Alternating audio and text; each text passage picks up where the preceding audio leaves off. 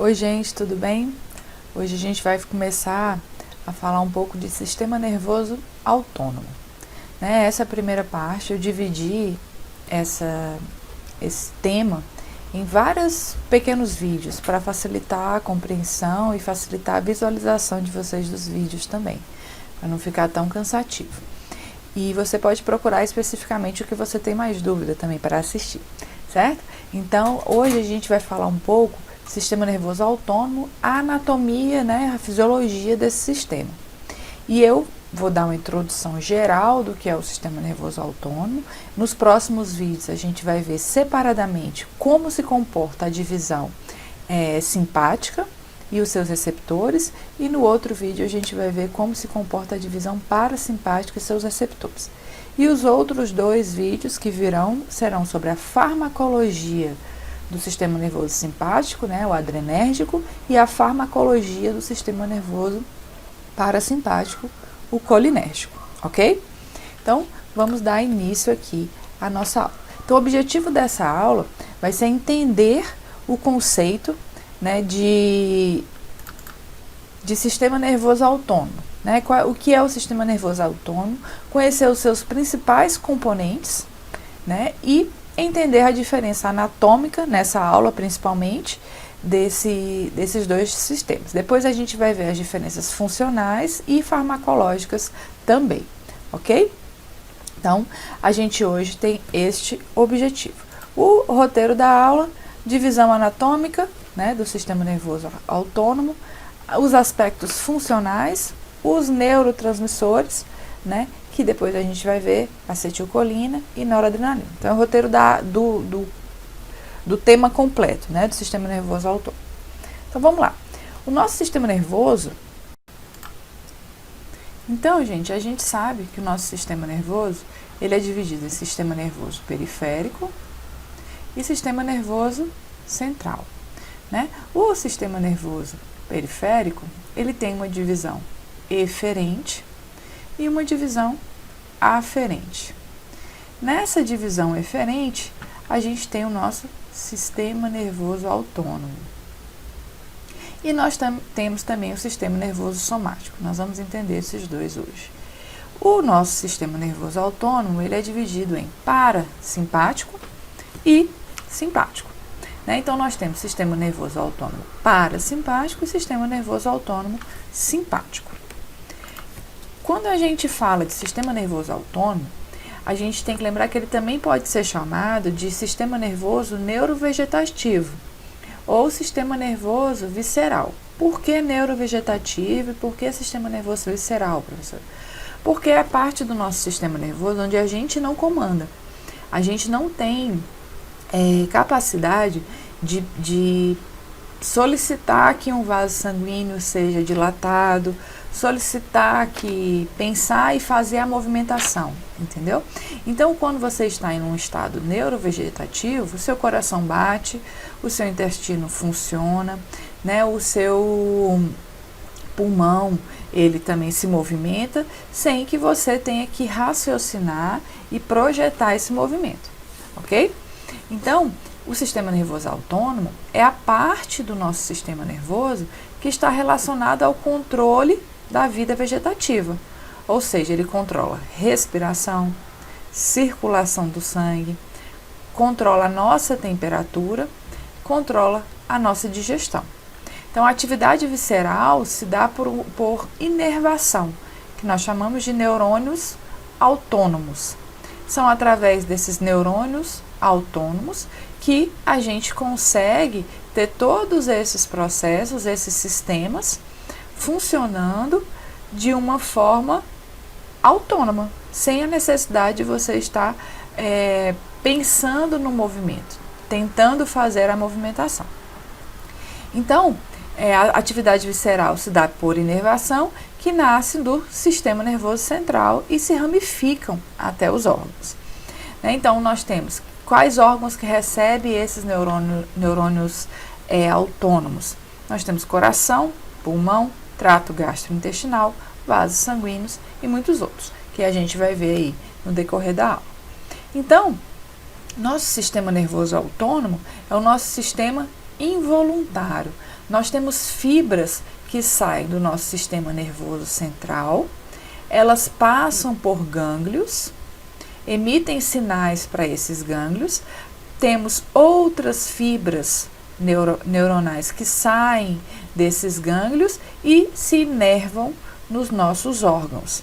Músculo liso, músculo cardíaco, algumas glândulas exócrinas. Algumas não, as glândulas exócrinas. Certo? Então, para que esse processo aconteça, nós temos dois tipos de fibras diferentes. Nós denominamos, né, de fibra pré-ganglionar e pós-ganglionar.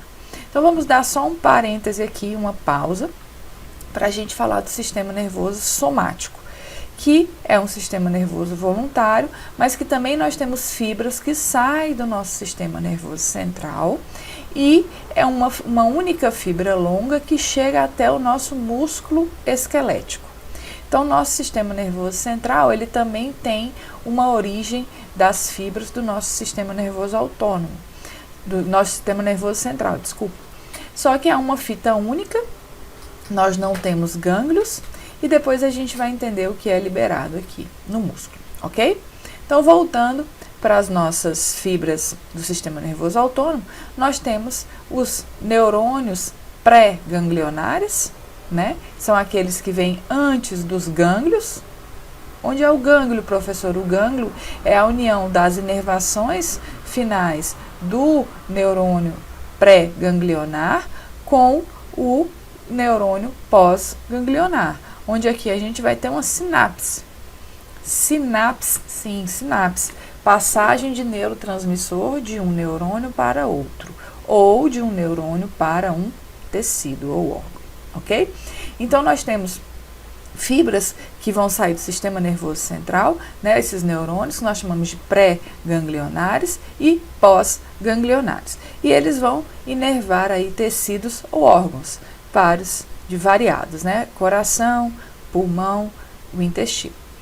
Aí, já nessa anatomia das fibras, nós temos uma pequena diferença entre simpático e parasimpático, né? Então, a gente sabe que já existe uma diferença anatômica, mesmo os dois saindo do sistema nervoso central.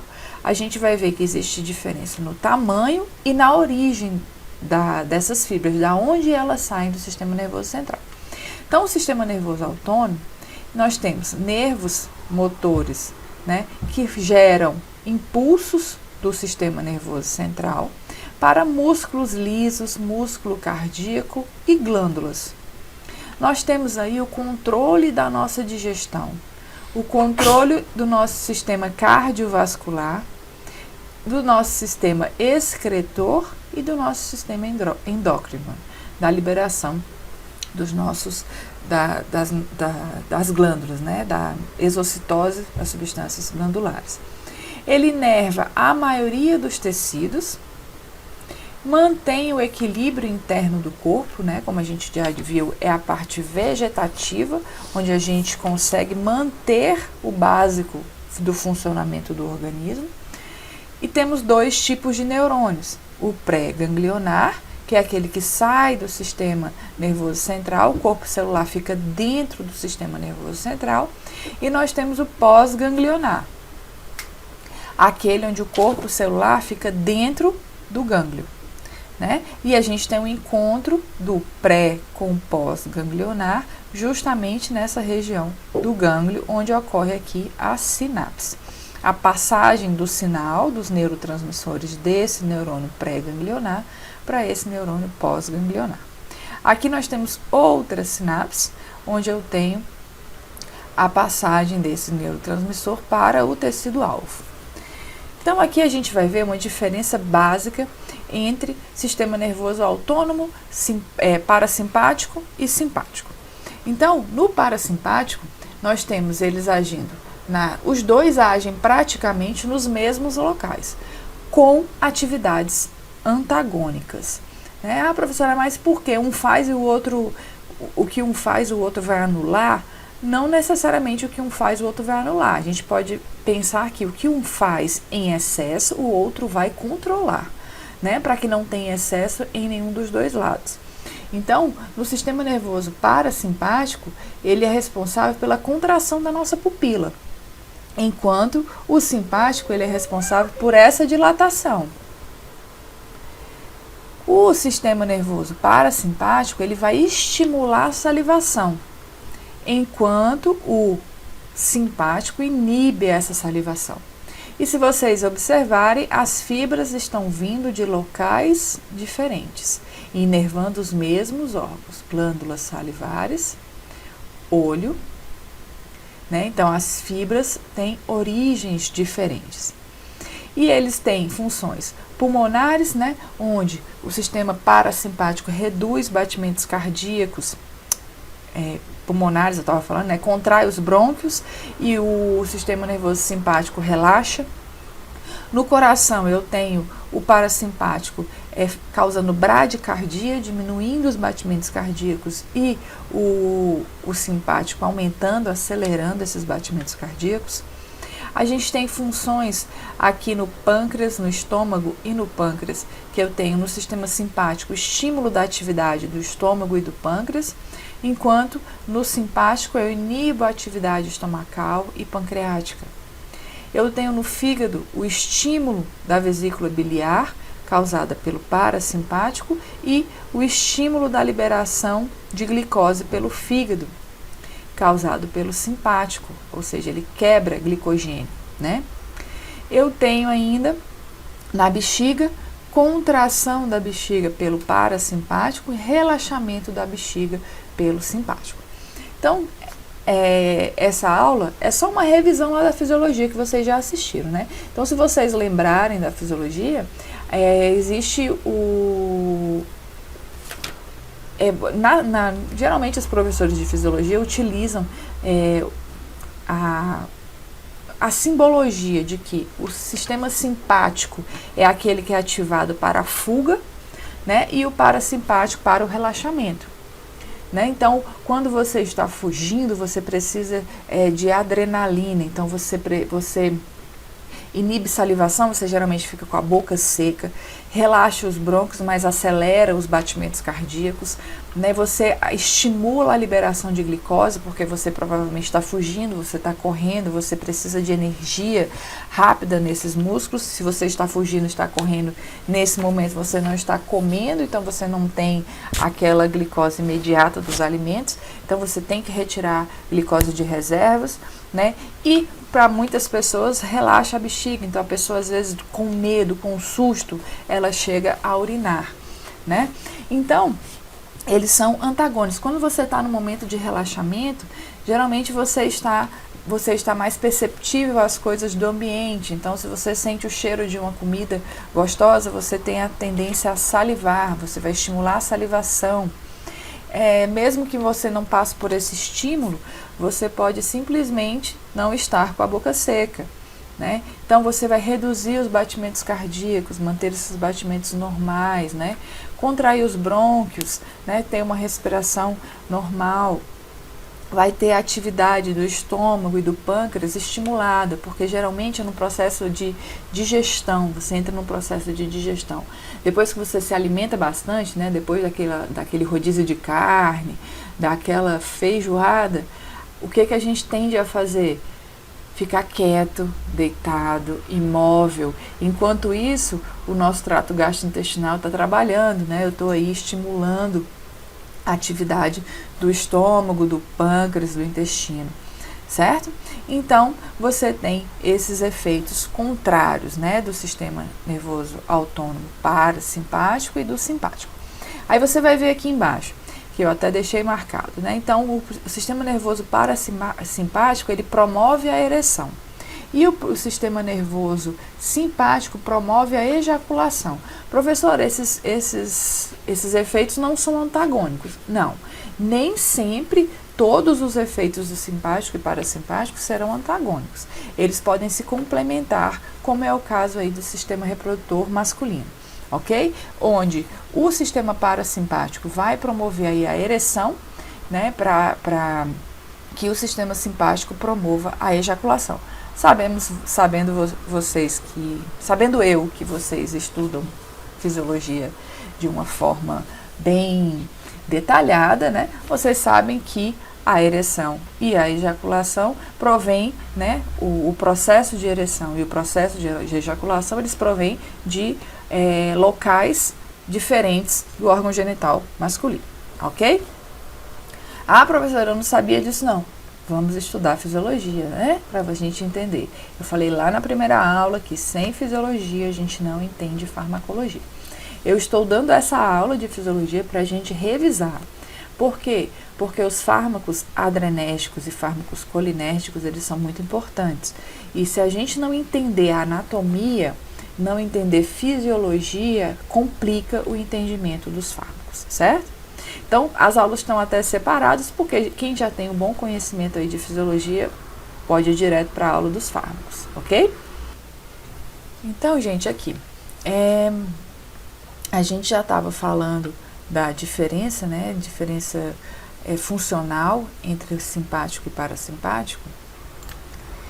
E aí, vale ressaltar também que nós temos aí uma diferença estrutural, como eu já tinha dito para vocês, né?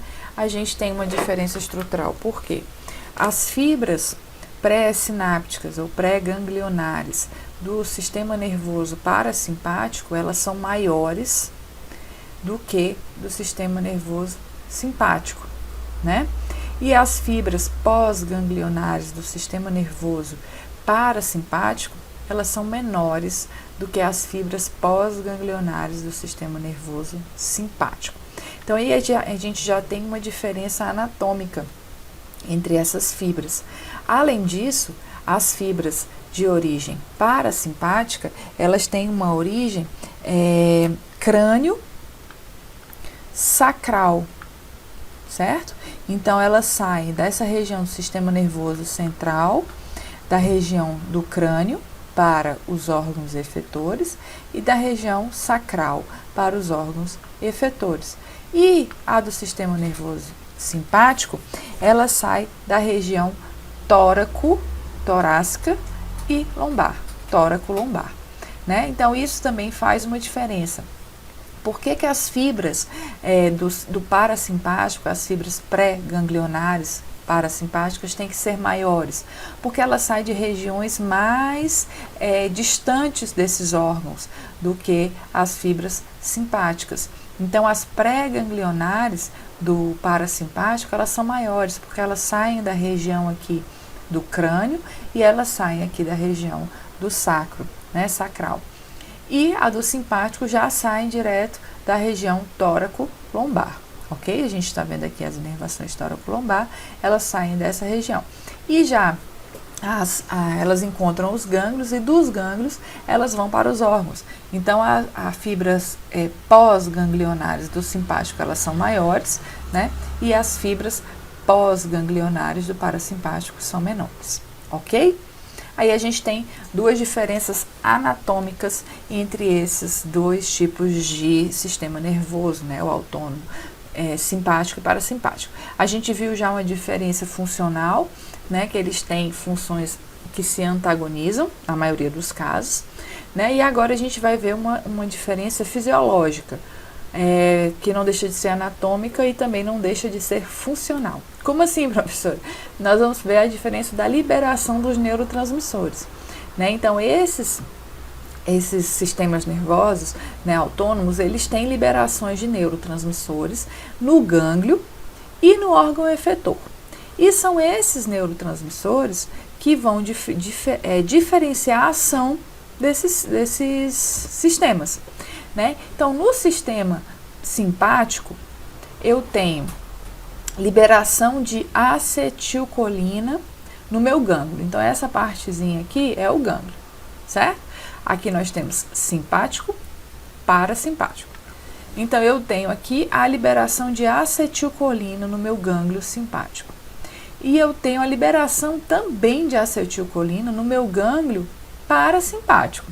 Professora, mas a senhora acabou de falar que tem uma diferença. Tem. Não no gânglio. A diferença vai estar aqui no órgão efetor. Então, aqui no órgão efetor, eu tenho a liberação de... Então, a gente tem aqui no órgão efetor a liberação pelo sistema adrenérgico, né? Pelo sistema simpático, pelo sistema simpático, a liberação de noradrenalina, certo? Então, a gente libera a acetilcolina no gânglio para os dois sistemas, simpático e parasimpático. No órgão efetor, no sistema simpático, eu tenho liberação de noradrenalina. No sistema parasimpático, eu libero acetilcolina novamente, tá? Então, aí é uma diferença de produção de neurotransmissor. Esses neurotransmissores aqui no final é que vão fazer toda a diferença no sinal que será emitido para essas células, nesses sistemas, nesses órgãos, para que a gente tenha uma função final, um efeito final. Ok? Então, temos sempre que lembrar que a acetilcolina ela é essencial para o sistema simpático e para o sistema parasimpático. Sem acetilcolina, o sistema simpático não funciona, porque se não for liberada a acetilcolina no gânglio, eu não consigo liberar noradrenalina no órgão efetor, ok? Ah, professor, isso é importante? Isso é importantíssimo, certo? Questão de prova. Tá, qual é o principal neurotransmissor do sistema nervoso parasimpático? A acetilcolina. Qual é o principal neurotransmissor do sistema simpático? Noradrenalina, o principal. Mas o sistema nervoso simpático não funciona sem acetilcolina. Se eu tiver um bloqueio de acetilcolina, eu vou prejudicar tanto o sistema nervoso simpático como parasimpático. Isso a gente vai ver direitinho lá nas aulas da farmacologia colinérgica, ok?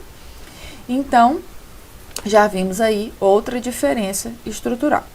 Então, funcional, né? Na divisão anatômica, então, eu tenho fibra pré-ganglionar longa no sistema simpático, gânglio liberando aqui a acetilcolina, fibra pós-ganglionar curta, liberando a acetilcolina no órgão efetor. Para o sistema nervoso simpático, fibra ou neurônio pré-ganglionar curto, né, liberando acetilcolina no gânglio, e fibra ou neurônio pós-ganglionar longo, liberando noradrenalina no órgão efetor, ok? Então, aqui resumindo essas diferenças, nós temos no sistema simpático fibras pré-ganglionares curtas, parasimpático longa. No sistema simpático, fibras pós-ganglionares longas, parasimpático curta. A origem dos nervos simpáticos são tóraco, lombar. A origem do nervo parasimpático, das inervações, são crânio sacral. Elas estão nas extremidades, né, mais distantes. Os mediadores químicos ou neurotransmissores, sistema nervoso simpático, acetilcolina e noradrenalina. Nós chamamos de sistema adrenérgico. Por que adrenérgico, professor, se eu tenho acetilcolina também? Porque vai ser a noradrenalina que vai ser responsável pelo efeito, pelo que a gente vê de ação do sistema simpático nos órgãos, ok? E aí a gente tem do parasimpático a acetilcolina, ganglionar, e no órgão efetor é o nosso sistema colinérgico, ok, gente? Esse é o nosso sistema colinérgico. E aí, aquela velha imagem lá da aula de fisiologia, só para a gente lembrar, sistema nervoso autônomo, simpático, ele é também conhecido como adrenérgico, ele é catabólico, ele tende a gastar, diminuir macromoléculas. Então, ele é catabólico, ocorre o consumo, né, de macromoléculas no nosso organismo, o gasto, né? É um sistema de desgaste, é um sistema de luta, de fuga. A resposta sistêmica, né, aumenta o fluxo sanguíneo para os tecidos, ok? No sistema nervoso parasimpático, nós chamamos esse sistema também de colinérgico, como a gente já viu. Por que ele é colinérgico? Porque eu tenho a ação da acetilcolina no órgão efetor. Então, ele é um sistema anabólico. ou seja, eu tendo a aumentar, a armazenar, a aumentar a produção de macromoléculas. Ele é um sistema de conservação, é um sistema quando a gente está em repouso, a gente está em processo de digestão, como eu já tinha dito para vocês. Então, mais uma vez, professor, então quer dizer que esses dois, eles vivem brigando, né? Eles são antagônicos, o que um faz, o outro inibe. Não, eles tentam manter o nosso organismo em equilíbrio, certo? Eles tentam manter esse equilíbrio, para que a gente não tenha um colapso de aumento de liberação de adrenalina e um aumento de liberação de acetilcolina. Então, eles vão tentar equilibrar. Terão momentos específicos que a gente vai usar mais um sistema do que o outro, mas no nosso dia a dia, normalmente eles mantêm o nosso equilíbrio, ok? Então, aqui mais uma figura para terminar essa aula. Nós temos aqui uma diferença onde eu mostro tudo o que foi dito, né? A diferença do sistema nervoso autônomo, simpático, parasimpático. Então, simpático é aquele que nós chamamos de adrenérgico. Eu tenho fibras pré-ganglionares curtas, né, liberando a acetilcolina num gânglio. Essa acetilcolina vai passar uma mensagem por um neurônio pós-ganglionar longo, que manda a liberação de noradrenalina para um órgão efetor. Na divisão parasimpática, eu tenho um neurônio pré-ganglionar longo, que libera a acetilcolina aqui no gânglio, e eu tenho um neurônio pós-ganglionar curto, que libera a acetilcolina também aqui no gânglio, ok? Então, fica bem dividido. Nas próximas aulas, nós vamos ver só a divisão, primeiro a colinérgica, né, a parasimpática, depois a divisão simpática, e para a gente ver exatamente esses receptores que estão aqui nos gânglios, os receptores que estão nas células-alvo, entender a diferença e a localização desses receptores, ok? Tanto na divisão parasimpática como na divisão simpática.